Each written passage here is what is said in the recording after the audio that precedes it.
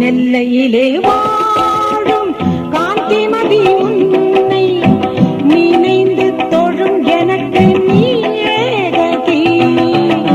கல்லை பெண்ணாக்கிய திருமாலின் சோதரி கனிவுடனே கடை கண் பார்த்தென்னை ஆதரி.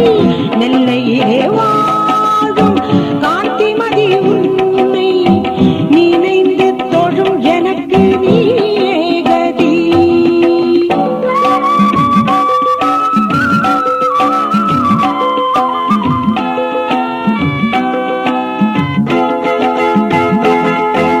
வைரமணி முடியை தலையில் வைத்து வடிவான முகத்தில் பொட்டு வைத்து